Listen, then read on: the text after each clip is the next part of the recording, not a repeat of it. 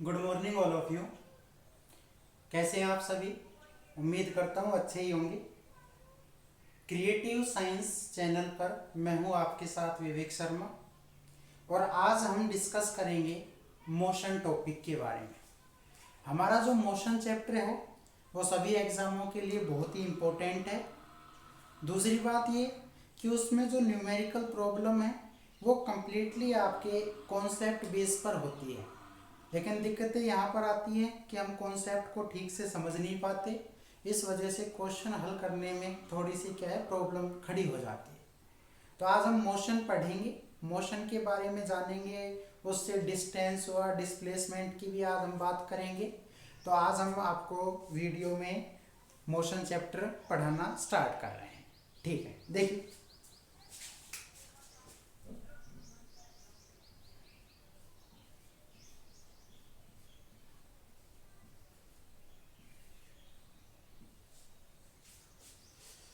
समझिएगा। मोशन का मतलब होता है, आप कहेंगे सर वॉकिंग चलना, रनिंग दौड़ना, फ्लोइंग बहना, ठीक है। ये सारी चीजें किसको शो करती है? मोशंस को। दूसरी बात ये मोशन एक टर्म है और एक ऐसी टर्म जो किसी ऑब्जेक्ट को ये बताएगा कि आप क्या कर रहे हैं टाइम के रिस्पेक्ट में या आपके सराउंडिंग में जो कुछ भी ऑब्जेक्ट है उन किसी के एक के रिस्पेक्ट में आप अपनी पोजीशन में चेंज करेंगे। और अगर आप अपनी पोजीशन में चेंज करते हैं तो वो आपका क्या होगा? मोशन पोजीशन होगा। और अगर आपने ऐसा नहीं किया, मतलब आप पहले भी वहीं थे, टाइम बीत रहा है, टाइम चल रहा है, लेकिन फिर भी आप वहीं पर हैं, तो इसका मतलब आपने अपनी पोजीशन में कोई चेंज नहीं किया। और जब आप अपनी पोजीशन में कोई चेंज नहीं करेंगे तो हम उसको बोल देंगे रेस्ट। क्या बोल देंगे? रेस्ट। तो रेस्ट और motion both are the term. एक ऐसी टर्म है जो एक को तो बताएगी आप वहीं पर हैं, और एक वो है जो आप अपने सराउंडिंग के क्या कर रहे हैं, रिस्पेक्ट में पोजीशन में चेंज कर रहे हैं। तो आज हम डिस्कस करने वाले हैं मोशन। तो देखिए, अगर मैं आपसे कहूँ मोशन क्या है तो आप कहेंगे सर जर्नली एक टर्म है। मोशन क्या है? जर्नली टर्म है। और ये जो टर्म है ये एक्सप्लेन करती है, क्या करती है? आप कहेंगे सर एक्सप्लेन करेगी how an object changes its position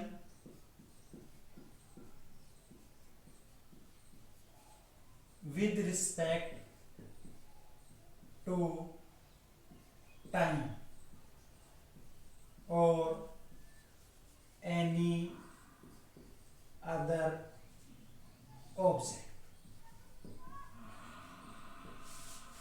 clear हुई बात? कैसे एक ऑब्जेक्ट टाइम के रिस्पेक्ट में या किसी दूसरे ऑब्जेक्ट के रिस्पेक्ट में अपनी पोजीशन में चेंज करता है, उस टर्म को हम क्या बोलते हैं? मोशन। और जो ऐसा नहीं करता उसको हम क्या बोल देंगे? रेस्ट। उसको हम क्या बोल देंगे? रेस्ट। इसका मतलब ये हुआ क्या, अगर मैं ये कहूँ आपसे क्या कि जो मोशन है यानी कि ये जो कुछ बताता है, इसके बारे में जो एक्सप्लेनेशन देता है, हम उसको क्या बोलते हैं? काइनेमेटिक्स। क्या बोलते हैं? काइनेमेटिक्स। तो आप कहेंगे sir the study about motion is known as, क्या बोलेंगे हम उसको? काइनेमेटिक्स। क्लियर हुई बात? फिजिक्स की एक ऐसी ब्रांच है जो किसी ऑब्जेक्ट के मोशन में होने का एक्सप्लेन करेगी, काइनेमेटिक्स कहलाएगी। दूसरी बात ये, आपका जो मोशन होता है वो जनरली टू टाइप्स का होता है। फर्स्ट वन इज, आप कहेंगे sir absolute motion, absolute motion. And second is, आप कहेंगे सर रिलेटिव मोशन। क्लियर हुई बात? हमारे जो मोशंस हैं वो जनरली कितने टाइप्स के हैं? 2 टाइप्स के। First one is absolute, second is relative. Absolute motion जो होता है वो, उसमें आपको पूरे स्पेस के अंदर एक पॉइंट या एक ऑब्जेक्ट फिक्स रखना पड़ेगा और उसके रिस्पेक्ट में आप किसी पोजीशन में चेंज करेंगे। कहने का मतलब ये हुआ, आपके सराउंडिंग में कोई एक पॉइंट फिक्स होगा और उसके रिस्पेक्ट में अगर आप अपनी पोजीशन में चेंज करते हैं तो वो कैसा मोशन होगा? Absolute motion. इसका मतलब ये हुआ कि अगर आपने उस पॉइंट को एक जगह फिक्स कर दिया जो कि इम्पॉसिबल है, जो कि क्या है? इम्पॉसिबल है।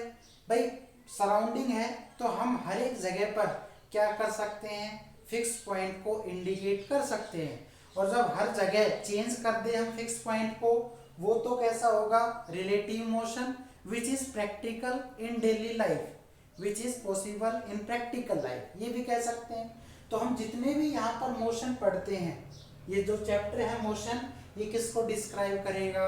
रिलेटिव मोशन को। इसका मतलब ये कहूं क्या? Point of reference is fixed at definite place। ऐसा पॉसिबल है? नहीं है। तो नहीं है तो हम कौन सा मोशन नहीं पढ़ेंगे?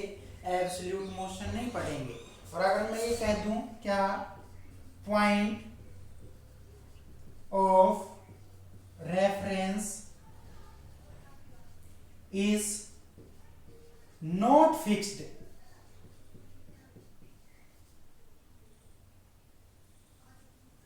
at definite place। क्लियर हुई बात? तो हम जितना भी मोशन पढ़ेंगे वो कौन सा पढ़ेंगे? रिलेटिव मोशन पढ़ेंगे। क्लियर हुई बात? पॉइंट ऑफ रेफरेंस यानी कि जो एक आप फिक्स पॉइंट मानेंगे वो कभी भी एक जगह पर फिक्स नहीं हो सकता, स्टेबल नहीं हो सकता। तो इसका मतलब ये हुआ कि वो पॉइंट वेरिएबल हो। तो जब वेरिएबल हो तो कैसा मोशन होगा? रिलेटिव।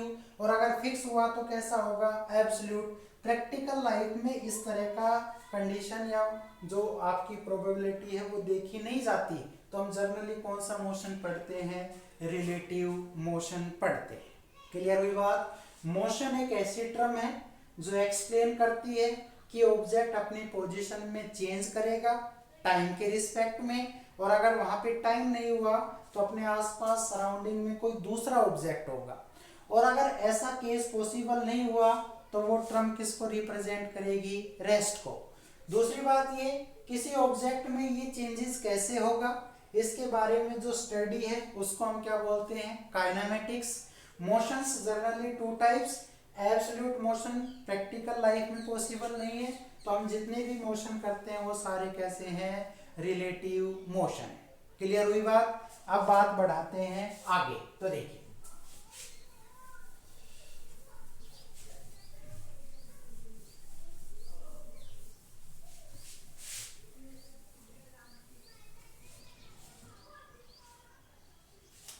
हम बात कर रहे हैं कि हाउ एन ऑब्जेक्ट मोशन, कि एक ऑब्जेक्ट में मोशन किस तरह से हो सकता है या एक ऑब्जेक्ट अपनी पोजीशन में किस तरह से चेंजेस कर सकता है। तो हमने बताया है 3 तरीके से चेंजेस कर सकता है। पहला हम देख लेते हैं जिसका नाम क्या है? आप बोलेंगे सर जिसका नाम है रेक्टिलिनियर एंड क्या बोलेंगे आप? Translatory motion. Rectilinear and translatory motion. दूसरा जो आपका टर्म होगा उसको हम क्या बोलेंगे? आप कहेंगे sir circulatory and rotatory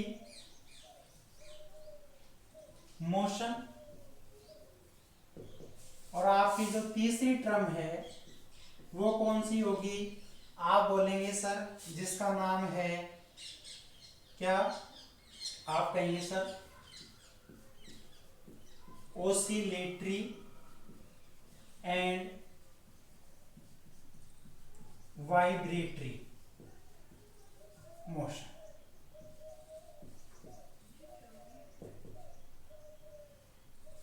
clear हुई बात? Rectilinear and translatory, circulatory and rotatory, oscillatory and vibratory, ये 3 टाइप्स ऑफ मोशन है जो एक ऑब्जेक्ट कर सकता है। कैसे करेगा? तो पहले बात कर लेते हैं किसकी? आप कहेंगे सर रेक्टिलिनियर।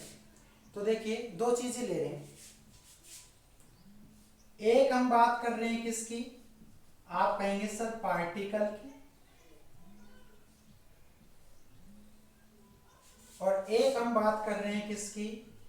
आप कहेंगे सर ऑब्जेक्ट। मीनिंग समझना, यहां पर जो बात है वो किसकी है? ए पार्टिकल, और यहां पर जो ऑब्जेक्ट है वो कोई भी हो सकता है, एनी। अगर मैं ये कहता हूं इफ ए पार्टिकल, ध्यान से समझिएगा, if a particle changes its position with respect to time in a straight line. यहां पे मीनिंग जो पता चल रहा है rectilinear, linearly, straightly. If a particle changes its position linearly with respect to time or any other object, then it is known as rectilinear motion।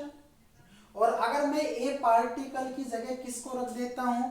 If any object changes its position linearly with respect to time is known as translatory motion. Clear हुई बात?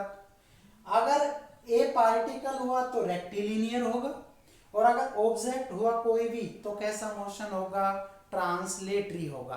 अगर मैं example की बात करता हूं, for example, समझिएगा इसको। अगर मैं आपसे कहूं क्या?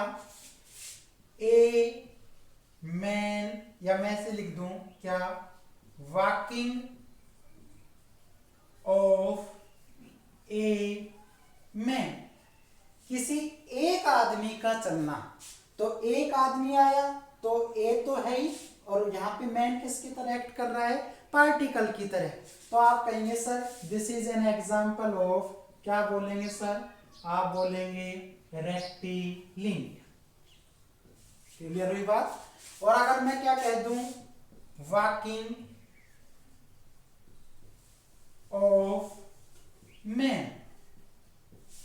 अब इसमें एक आदमी की बात नहीं है, इसमें बहुत सारे आदमियों की बात है। तो बहुत सारे आदमियों की बात है तो वो कैसा होगा? आप कहेंगे सर ट्रांसलेटरी मोशन होगा। ये बात क्लियर हुई या नहीं हुई? अगर मैं कह दूं वॉकिंग ऑफ ए कार, एक कार चलना, और मैं कह दूं कि वॉकिंग ऑफ कार्स या रनिंग ऑफ कार्स, तो कार्स की बात होगी तो ट्रांसलेटरी, अदरवाइज सिंगल कार की बात हो रही है तो रेक्टिलिनियर। क्लियर हुई बात? तो walking of a man is a type of rectilinear motion, and walking of man ये कैसा है? ट्रांसलेटरी। पहली टर्म क्लियर हुई? तो ये रेक्टिलिनियर है और ये आपका ट्रांसलेटरी। ऐसे अगर हम बात करें किसकी? सर्कुलेटरी और रोटेटरी, तो वही ध्यान रखना, यहां पर अगर क्या है? ए पार्टिकल, कैसा है? ए पार्टिकल, और मैं अगर लिखता हूं क्या? आप कहेंगे सर ऑब्जेक्ट, और साथ में क्या लिख दिया? आप कहेंगे सर एनी। अगर कोई एक पार्टिकल अपनी पोजीशन में चेंज करता है, लेकिन कैसे? बिल्कुल लीनियरली नहीं, अब एक सर्कुलर वे होगा। कैसा वे होगा? सर्कुलर। क्लियर हुई बात? तो अगर मैं ये कहता हूं revolving of earth around sun, ध्यान से सुनिएगा, रिवॉल्विंग ऑफ अर्थ। अब अर्थ बहुत सारी थोड़ी है, अर्थ क्या है, एक ही है। तो जब एक सिंगुलर की बात हो रही है तो कैसा है वो, सर्कुलेटरी मोशन। और अगर मैं इसी बात को क्या लिख देता, आप कहेंगे sir revolving of electrons around nucleus. समझिएगा इस बात को। मान लीजिए ये अपना क्या हो गया, न्यूक्लियस, और न्यूक्लियस में प्रोटॉन होते हैं और न्यूट्रॉन, और इसके चारों तरफ कौन चक्कर लगा रहे हैं, इलेक्ट्रॉन। क्लियर हुई बात। तो जब इलेक्ट्रॉन आपका चक्कर लगाएगा तो इसका मतलब किसी भी एटम का जो न्यूक्लियस होता है वो सेंट्री तो है, तो सेंटर के हर एक पॉइंट से ये ऐसे ऐसे, तो ये अपने एक्सिस पर भी रोटेट कर रहे हैं। तो जब कोई चीज सर्कुलर पाथ को कवर करेगी तो अपने एक्सिस पर भी मूव करती हुई करेगी। तो अगर मैं कह देता revolving of earth on its axis, revolving of, अगर मैं कहता रिवॉल्विंग ऑफ अर्थ, लेकिन अब अराउंड नहीं, क्या कहते सर, ऑन इट्स एक्सिस। तो अगर कोई चीज अपने एक्सिस पर मूव करती है, मतलब यहीं पर मूव कर रही है ऐसे, और कोई ऐसे मूव कर रही है सर्कुलरली, तो ऐसे करेगी तो ये तो क्या हो गया, सर्कुलेटरी मोशन। लेकिन सर्कुलर की जगह अगर वो एक जगह ही अपने एक्सिस पर रोटेट करने लगे तो वो कैसा होगा, रोटेटरी मोशन होगा। तो ये तो किसका एग्जाम्पल है, आप कहेंगे सर रोटेटरी का। जबकि किसी चारों ओर घूम रही है तो किसका है वो, आप कहेंगे सर वो आपका सर्कुलेटरी मोशन है। If a particle moves in circular path, moves alone circular path, तो वो कैसा होगा, circulatory. And if any object revolving of earth on its axis, तो अपने एक्सिस पर घूमना, वो कैसा है, रोटेटरी। दो बातें ध्यान रखना।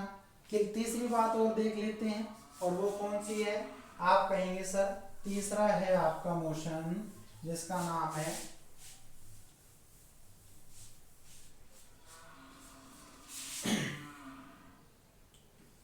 ओसिलेशन, है ना, oscillation and vibratory.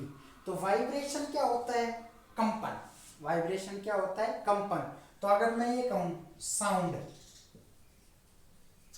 Is an example of, किसका है भाई, आप कहेंगे सर वाइब्रेशन ऑफ मॉलिक्यूल्स।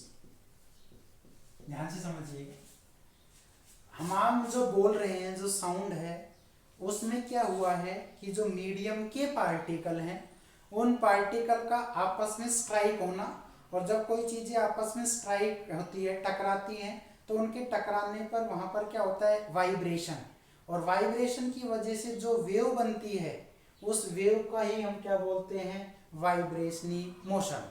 ऐसे अगर मैं कहूँ क्या, कि जब आप क्या करते हैं, किसी ब्रिज के ऊपर जाते हैं, तो वहां पर आपके जो कदम है, जैसे आप चलते हैं तो कदमों की आहट से क्या होगा, आप कहेंगे सर उसके जो ब्रिज के मॉलिक्यूल्स हैं वो वाइब्रेशन, कंपन करने लगेंगे।